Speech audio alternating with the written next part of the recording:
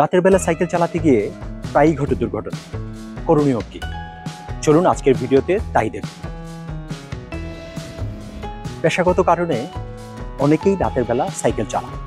সাইকেলে পর্যাপ্ত আলোর ব্যবস্থা না থাকায় দূর থেকে অন্য যানবাহনের চালক আপনাকে দেখতে পান না, যে কারণে দুর্ঘটনা ঘটার আশঙ্কা থাকে। সাইক্লিস্টদের সড়ক দুর্ঘটনায় পড়া নিয়ে বিশ্বজুড়ে নানা গবেষণা ও জরিপ আছে। যুক্তরাষ্ট্রে শতকরা 20% বাইসাইকেল দুর্ঘটনা ঘটে রাতে। জাপানে 2019 সালের এক সার্ভে বলছে 44% বেশি সাইক্লিস্ট রাতের অন্ধকারে কম বেশি সড়ক দুর্ঘটনার মধ্যে পড়েছে। দক্ষিণ কোরিয়ায় বাইসাইকেল দুর্ঘটনার অর্ধেকই ঘটে রাতে। আর বাংলাদেশের চিত্র তো আরও ভয়াবহ। গত বছরের সেপ্টেম্বরে সড়ক দুর্ঘটনার 28.82% ঘটেছিল সাইকেল ও প্যাডেল চালিত রিকশার সঙ্গে, এবং সেটা রাতের বেলা।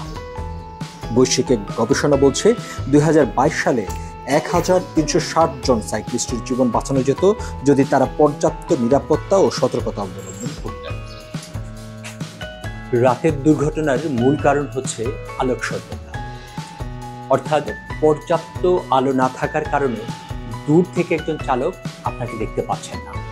সুতরাং একজন সাইক্লিস্ট হিসেবে আপনার প্রথম কাজ হচ্ছে পর্যাপ্ত আলোর ব্যবস্থা করা।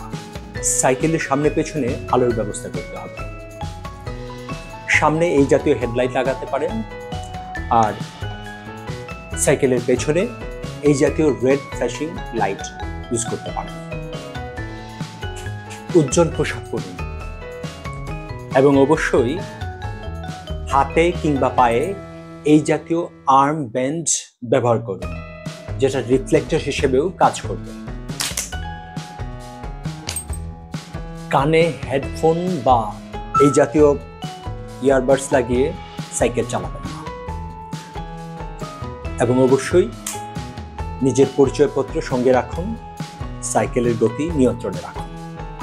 এই জাতীয় একটা হেলমেট ব্যবহার করুন, অনেক দূর থেকে ভিজিবল।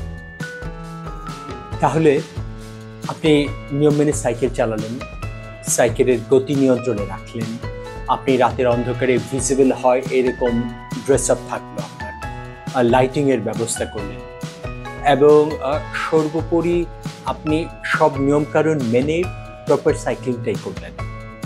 এতে হবে কি, আর যাই হোক, রোড অ্যাক্সিডেন্ট নামক জিনিসটা আপনার কাছ থেকে শত হস্ত দূরে থাকবে।